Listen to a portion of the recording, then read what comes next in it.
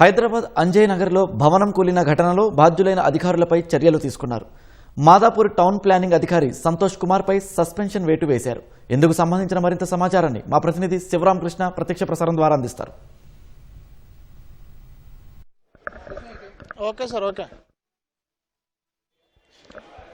Right. ప్రస్తుతం గచ్చిబౌలికి సంబంధించి అంజయ్ నగర్లో నిన్న కూలినటువంటి భవనానికి సంబంధించినటువంటి శిథిలాల తొలగింపు ప్రక్రియ కొనసాగుతుంది. ఉదయం 7:30కు ప్రారంభమైనటువంటి ఈ ప్రక్రియ ఇంకా కొనసాగుతూనే ఉందని చెప్పొచ్చు. అయితే గత రాత్రే ప్రారంభమైనప్పటికీ కూడా గత రాత్రి వర్షం కురియడంతో ఈ ప్రక్రియ కొద్దిసేపు ఆగిపోయింది. దాని తర్వాత మళ్ళీ ఉదయం 7:30కు తిరిగి ప్రారంభమైన తర్వాత ఇప్పటికీ ఇంకా కొనసాగుతూనే ఉంది. మరో 2-3 గంటల పాటు శ్రమించి ఈ డిఆర్ఎఫ్ బృందాలు ఏదైతే ఉన్నారో ఈ ఉదయం నుంచి కూడా కొనసాగిస్తున్నారు.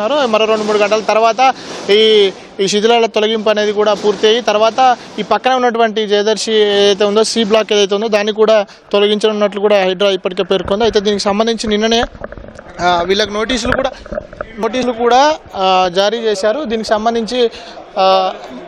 సంబంధించి మరి కాసేపట్లో ఇది పూర్తి అయిపోయిన తర్వాత ఆ బిల్డింగ్ ఏదైతే కనిపిస్తుందో ఆ బిల్డింగ్ని కూడా కూల్చేయనున్నట్లు కూడా హైడ్రా ఇప్పటికే ప్రకటించింది. అయితే దీంతోపాటు మొత్తంగా 10 బిల్డింగ్లను గుర్తించినట్టుగా కూడా తెలుస్తుంది. దీనికి సంబంధించి 5టికి ఇప్పటికే నోటీసులు అందజేశారు. గత రాత్రి దీని కరెంట్ కనెక్షన్ కూడా కట్ చేసినట్టుగా కూడా తెలుస్తుంది. అయితే దీంతోపాటు ఈ టౌన్ ప్లానింగ్ అధికారి ఎవరైతే ఉన్నారో సంతోష్ ఈ బిల్డింగ్కి పర్మిషన్ ఇచ్చినట్టు, అయితే ఈ బిల్డింగ్ పర్మిషన్ ఎందుకు నిలిపివేయడంలో విఫలం కావడము, దాంతోపాటు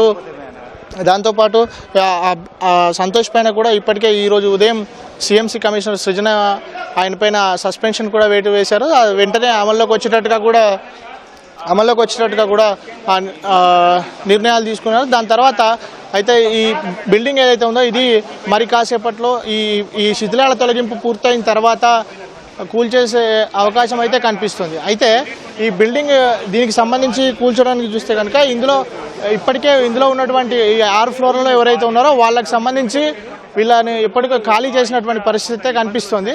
అయితే దీంతోపాటు మరోవైపు ఈ భవన నిర్మాణానికి సంబంధించి ఇది ఏదైతే 33 గజాలు ఉంటే దానికి తోడుగా నాలాతో పాటు రోడ్ని 17 గజాలు ఆక్యుపై చేసి మొత్తంగా 50 గజాల్లో 7 ఫ్లోర్లు నిర్మింపజేసినటువంటి సాజిద్